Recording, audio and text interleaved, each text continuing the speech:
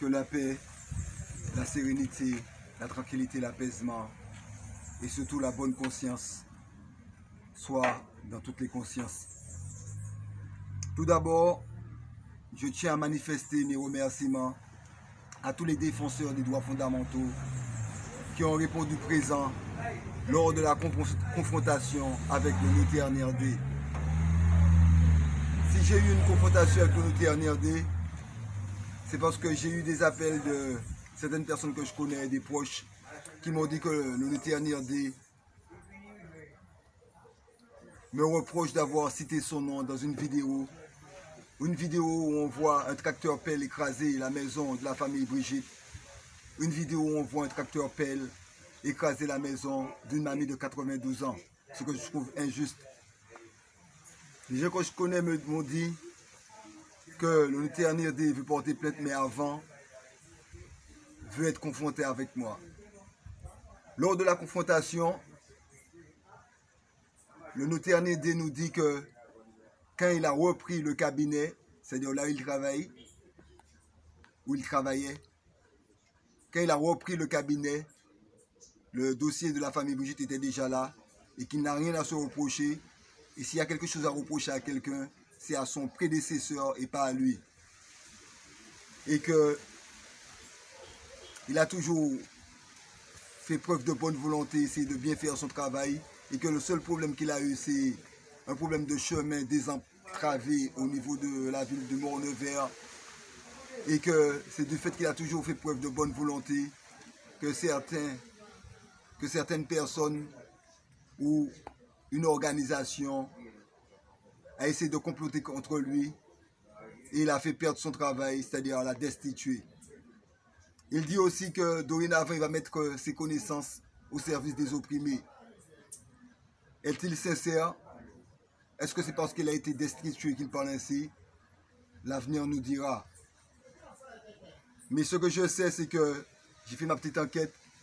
Certains militants qui connaissent le dossier des terres volées bien m'ont dit que, comparé aux autres notaires, le notaire Nerdé n'est pas le plus mauvais. Je répète le terme qu'ils ont employé. Ils m'ont dit, comparé aux autres notaires, le notaire Nerdé n'est pas le plus mauvais. Mais n'empêche, ce qui s'est produit avec la famille Brigitte, je trouve que c'est beaucoup plus grave. Le fait qu'ils ont écrasé la maison de la petite mamie de 92 ans alors qu'elle était à l'hôpital. Ils ont profité lâchement pendant qu'elle était à l'hôpital, hospitalisée, d'écraser sa maison avec un tracteur-pelle, avec toutes ses affaires personnelles dans la maison. Ils ont pas fait ça en plus dans les règles, parce que normalement ils devaient avertir le maire. Ils n'ont même pas averti le maire. Car on a eu un entretien avec le maire qui nous ont dit qu'il n'a pas été au courant et que ils n'ont pas fait ça dans les règles. Ils ont même risqué la vie de la population, la santé de la population, parce que c'est une maison ancienne et qui dit maison ancienne dit risque d'amiante, dit risque d'être exposé à l'amiante. Ils n'ont même pas fait ça dans les règles. Dont l'importance de la solidarité du peuple martiniquais avec la famille Brigitte. Dont l'importance que le peuple martiniquais se rassemble, s'unit de façon ordonnée pour empêcher ces oppresseurs de nous exproprier, pour empêcher ces oppresseurs de nous déposséder, pour empêcher cette organisation mafieuse de nous déposséder. C'est important aussi que le peuple martiniquais et le peuple du monde entier se lèvent, s'organisent de façon ordonnée, parce que l'organisation dont on parle là, en ce moment, a déjà détruit plus de la moitié des arbres, plus de la moitié des animaux en Martinique ici et dans le monde. Ils ont déjà détruit aussi Ils ont déjà dévasté. Ils ont déjà éradiqué plus de la moitié des zones naturelles, c'est-à-dire la mangrove, plus de la moitié aussi des espaces agricoles, des terrains agricoles, pour pouvoir les remplacer par des villas qui revendent pour des personnes riches, pour les remplacer par des centres commerciaux, pour les remplacer par des villas, j'ai dit, pour des étrangers et pour les riches étrangers, ce qui fait qu'on est en train de subir un génocide par substitution. Ils sont en train de vider le pays pour les remplacer par des étrangers et aussi pour remplacer aussi par les centres commerciaux qui nous vendent des produits importés, qui veut dire que 80% de ce qu'on consomme vient de l'extérieur. On mange des produits importés, alors qu'on dit qu'un pays qui ne produit pas ce qu'il mange est esclave. Et on dit que la mamelle d'un pays, c'est labourage, pâturage.